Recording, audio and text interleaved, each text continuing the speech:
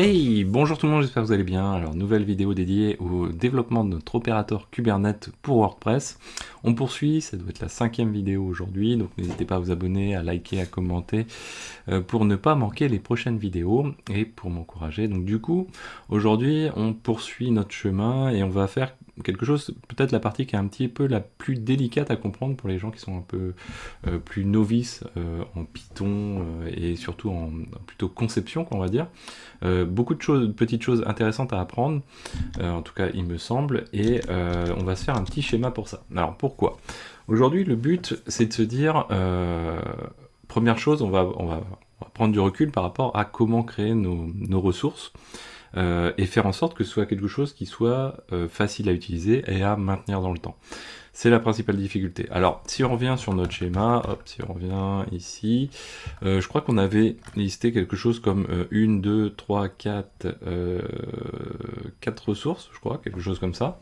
Donc on va avoir 4 ressources à créer dans Kubernetes. On peut imaginer le cas d'un opérateur qui en aurait plus encore, hein, bien sûr. 4 ressources, c'est pas non plus énorme. Et ça nécessite pas forcément un opérateur. Bien sûr, ça dépend si on a besoin d'instancier, etc. Alors, qu'est-ce qu'on a besoin de faire pour créer une de ces ressources? Il nous faut lancer la configuration Kubernetes. Donc là, il faut imaginer, on a deux types de lancement possibles.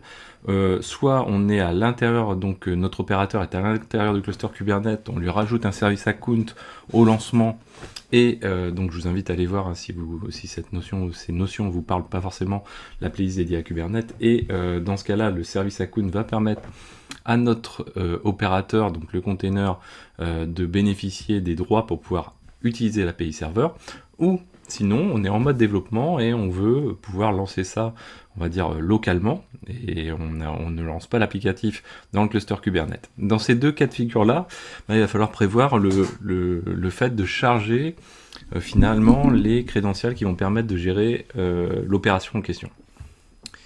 Alors, ça, c'est la première étape. La deuxième étape, il va falloir instancier le client, donc dire ok, on va utiliser donc la librairie Kubernetes. Si on prend Python Kubernetes, donc on a une librairie qui est ici. Je sais plus, on l'avait regardé la dernière fois, il me semble. Mais en tout cas, vous avez accès ensuite à aux différents groupes de l'API Kubernetes, c'est-à-dire que soit on va utiliser le groupe core, donc qui est V1, hein, la partie centrale de notre de l'API serveur, soit sinon ça va être les sous-groupes, et on a en fait un client pour chacun des sous-groupes en question. Donc ça, par contre, c'est quelque chose qui est déjà quelque chose qui est un peu plus délicat. Ça veut dire que si je lance un service, il va falloir que je crée un client pour le service. Si je lance un pod, il va falloir que je crée un client pour le pod potentiellement, etc., etc. Donc on va voir comment on va gérer ça, mais déjà là on est en train de se dire, en fait, en fonction de la ressource que je lance, il va falloir que j'initie le bon client en question. Ok, et ensuite, qu'est-ce qu'il va falloir faire? Il va falloir récupérer si la ressource existe ou pas, donc on va faire un get ressource, créer la ressource éventuellement, delete la ressource éventuellement, update aussi, je l'ai pas mis, la ressource. Et ça, il faut le faire pour chacune des ressources. Donc là, c'est quand même quelque chose où on peut se dire, on en fait un, ça va bien, on en fait plusieurs, ça devient quelque chose d'un peu plus délicat. Donc là, aujourd'hui, on va voir comment on va industrialiser, puisqu'en fait, le but de la solution pour pouvoir gérer ça plus facilement, c'est d'industrialiser.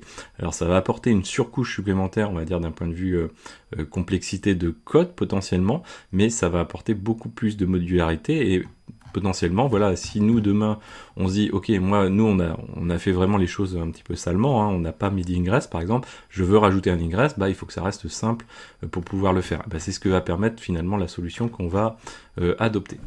Donc ça c'est quelque chose qui est important. Quel prisme va nous permettre de résoudre ou d'apporter une solution à cette industrialisation finalement du lancement des ressources? Il faut prendre en compte plusieurs éléments. Comme on l'a dit, il y a un client, il y a des clients, un par groupe d'API. Ça c'est quelque chose qui est important, ça veut dire que à chaque ressource, il faut potentiellement déterminer pour cette ressource-là le client qu'on doit utiliser. Première chose. Deuxième chose, c'est que les clients, il va falloir les instancier. On va pas s'amuser à réinstancier tout le temps les clients, en fait. Troisième chose, c'est quand on fait un get ressource, un create ressource, un delete ressource, etc. Bien, en fait, ce qu'on voudrait, c'est être relativement agnostique de la ressource en question et que la fonction puisse interagir aussi bien avec une ressource de type pod que de type service, etc., etc.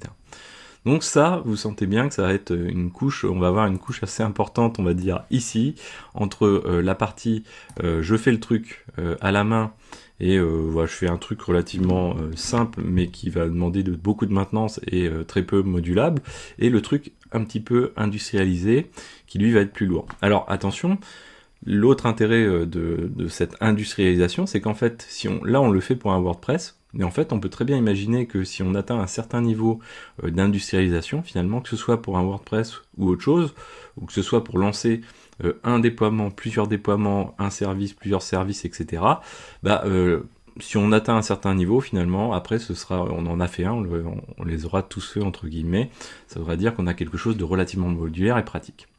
Alors, comment ça se passe? Donc là, on va faire une partie plutôt théorique, en fait. Ce qu'il faut imaginer, c'est que donc, notre Python, quand on va charger notre lib Python, qui est celle-ci, on va avoir donc du coup des clients de type Core V1 API, on va avoir les apps, alors je ne sais plus le nom exact, non, hop là, voilà, on va se remettre ici, voilà, apps V1 API, networking V1 API, custom object, donc là custom ça va être pour notre objet WordPress, l'objet WordPress, c'est-à-dire notre propre CRD qu'on a créé précédemment.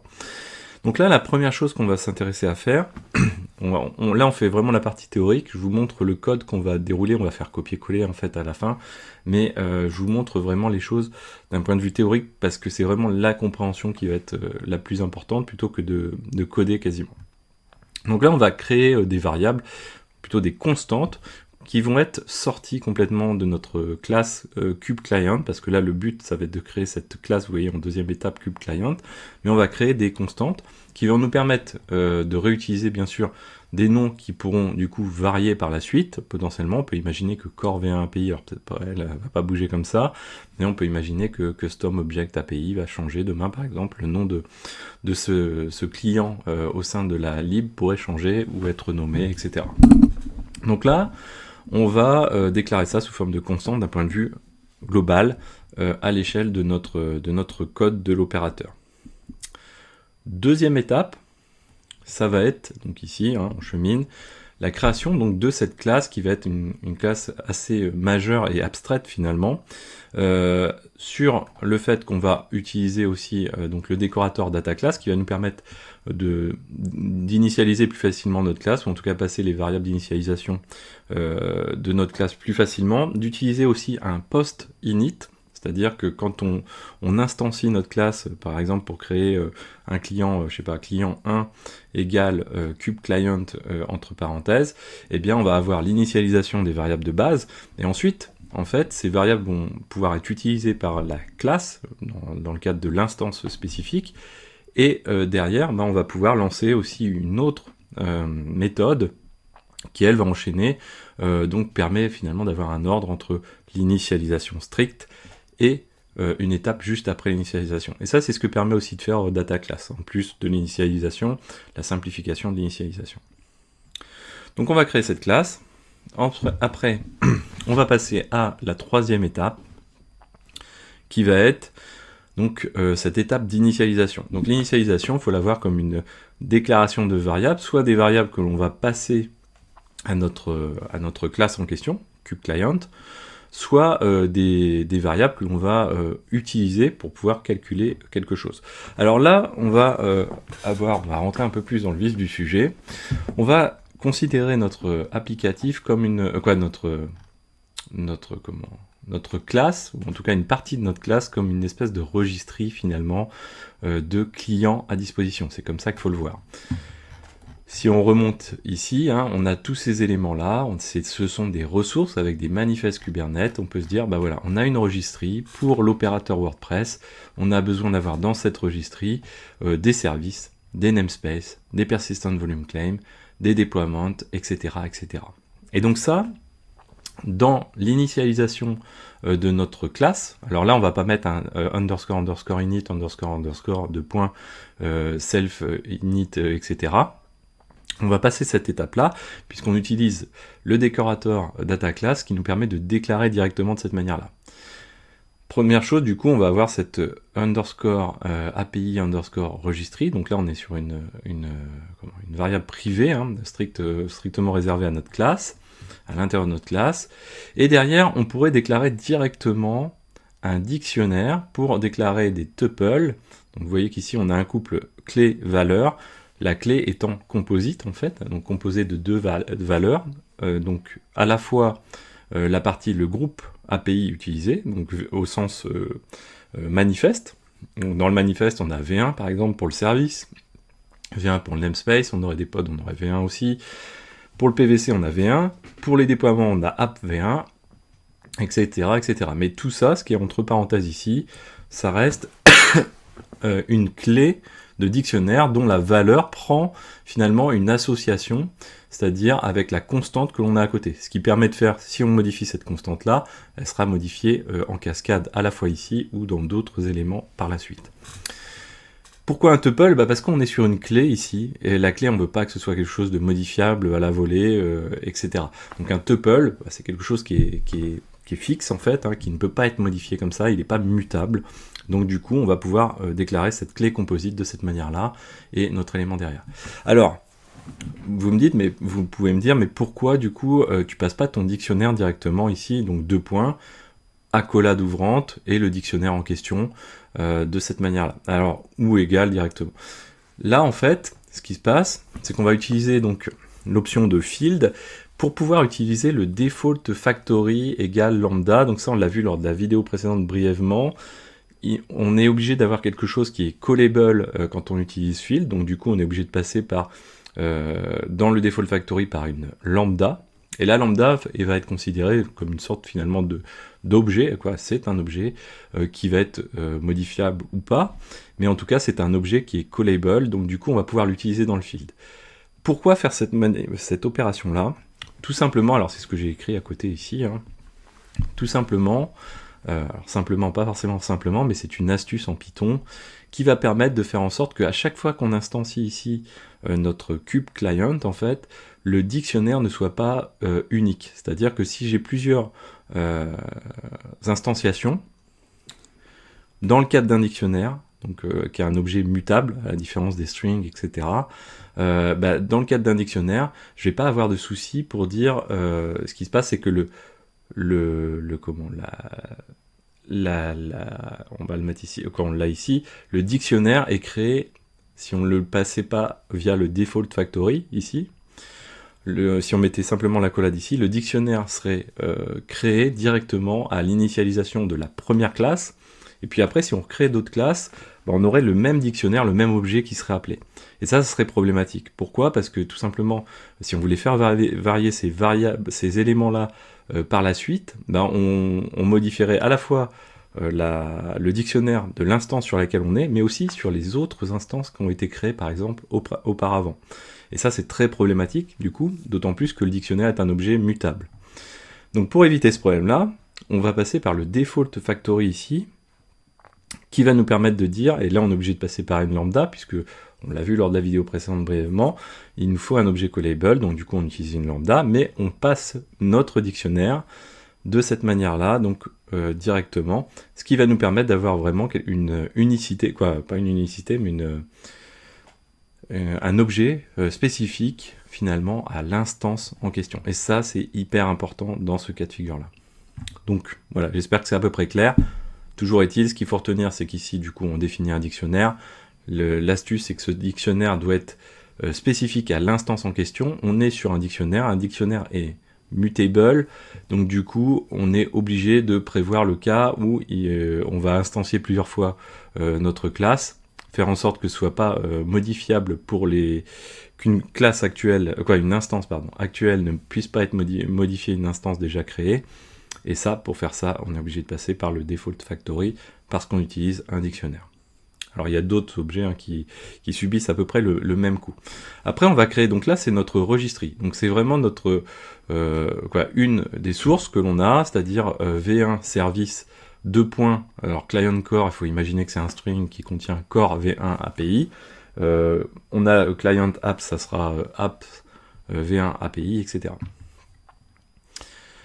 Deuxième élément qu'on va créer dans notre initialisation de classe, on va avoir underscore API underscore instances. Et là, c'est juste quelque chose qui est, c'est une préparation, il faut l'imaginer comme ça, pour un dictionnaire qui va stocker finalement les instances de nos clients. Donc là, derrière, on va avoir vous allez le voir, on va avoir ce type d'élément-là. Hop là, si je le zoome, on peut le zoomer même comme ça, voilà. On va avoir quelque chose comme ça, c'est-à-dire, on va stocker nos clients, donc le nom du client en question, core v1 API, et surtout l'objet qui correspond derrière. Donc du coup, on est sur un dictionnaire, et du coup, ça va nous permettre, quand on va instancier notre classe, ça va permettre d'avoir tous nos clients déclarés au fur et à mesure. Et ça aussi, c'est quelque chose qui est assez pratique.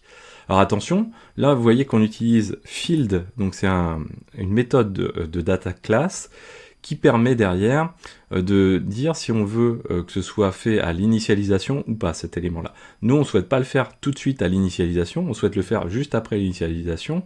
Pourquoi ? Parce qu'en fait, il faut que ces éléments soient initialisés avant pour pouvoir compléter le contenu de cette API instance. Donc il vaut mieux le faire, bien sûr, c'est pas vaut mieux, c'est indispensable de le faire après. Et là on a notre default factory et on a notre dict à l'intérieur.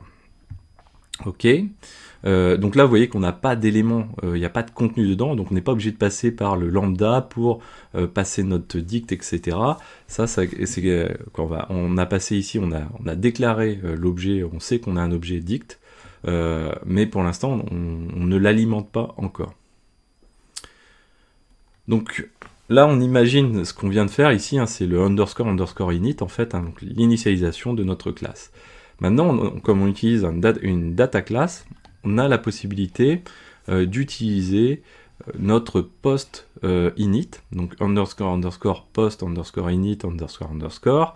On passe self pour récupérer les variables spécifiques de notre classe, de notre instance là en question. Et là, première étape, déjà il faut se connecter. Comme on a évoqué tout à l'heure, on va avoir deux types de connexions qu'on souhaite couvrir.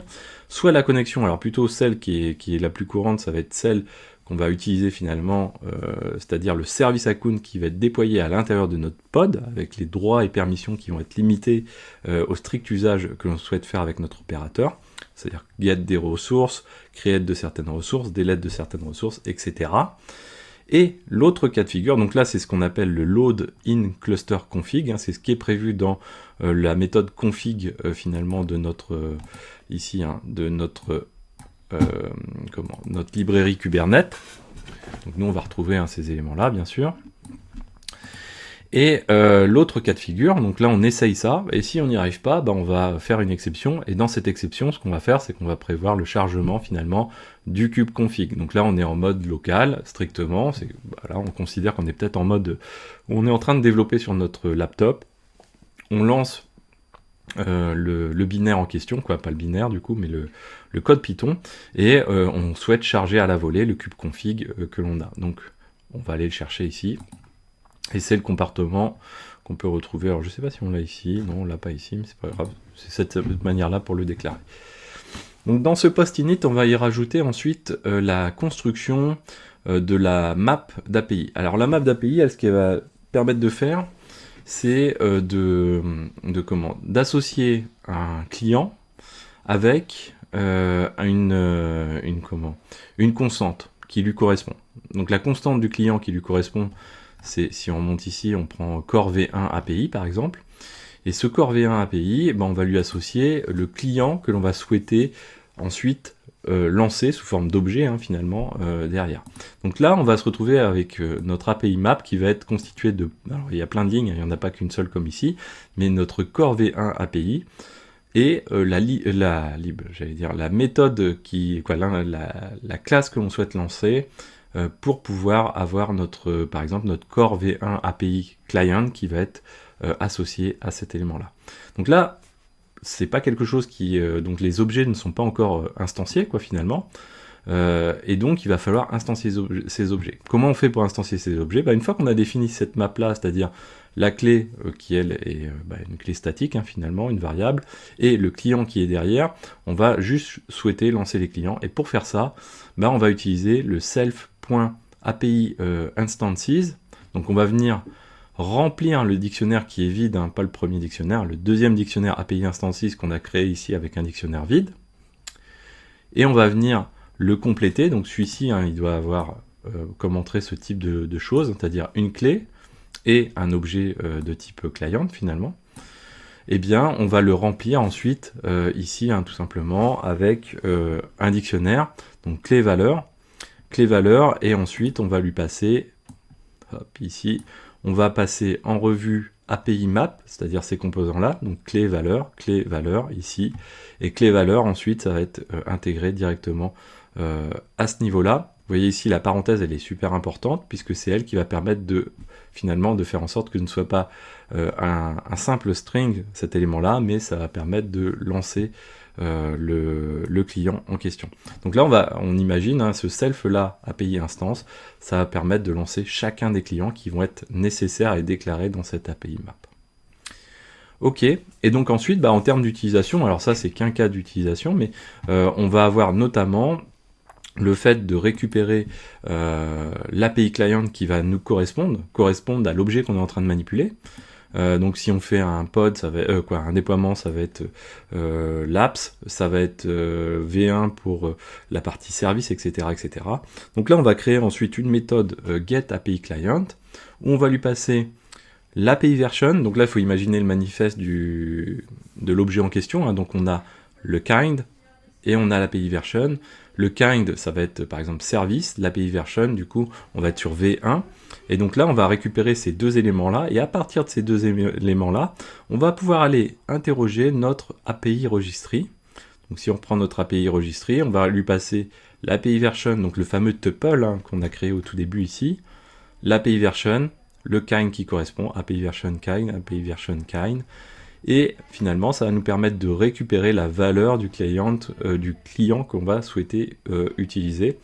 Et avec ça, du coup, on récupère le client et on le charge, puisqu'en fait, on va chercher, hop là, je ne sais plus où je suis, ici. Du coup, avec ça, on va chercher dans l'API registry le client, qui va nous correspondre, et on va pouvoir le lancer par la suite. Ok, donc avec ça, on est pas mal. Il ne nous reste plus qu'à faire le bout de code qu'on vient de décrire, hein, finalement. Donc on va faire le copier-coller. Donc on va se remettre ici. Alors qu'est-ce qu'il nous faut? Il nous faut importer from... Alors je sais plus si on a... Non, je ne pense pas qu'on l'ait fait. Je vais me remettre ici. Où est-ce que je suis? Tutoriel opérateur. Non, ici. On va faire la source. Voilà. UV add Kubernetes. Je ne sais plus si on l'a fait ou pas. Donc voilà, on rajoute la lib Kubernetes. Elle n'avait pas été rajoutée. Donc là, on va dire from Kubernetes import. Donc là, on va importer config. Donc là, c'est la partie chargement des crédentials. Et on a la partie la partie client. Hop, ici, la partie client. Donc on peut se rebaser ici, hein, client, qui elle va nous permettre ensuite d'appeler, d'instancier le client qui nous correspond. Donc ça, c'est la première chose. La deuxième chose, ensuite, on va voir from data classes import. Donc là, on va utiliser le décorateur data class, ici, cet objet, et on a le field qui nous permet de dire est-ce qu'on veut jouer les éléments tout de suite à l'init ou pas. Ok, donc là, on va se mettre juste après où on était précédemment, hein. Pour l'instant, le main, on s'en fiche un petit peu. On va zoomer un petit peu.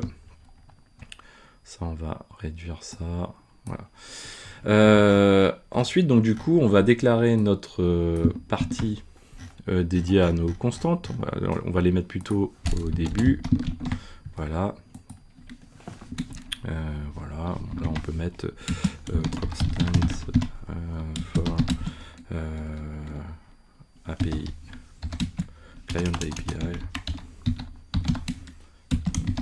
Voilà. Ensuite, on va se replacer ici. On va aller faire donc notre classe. Alors notre classe, du coup, on va lui passer, première chose, donc notre décorateur, data class ici.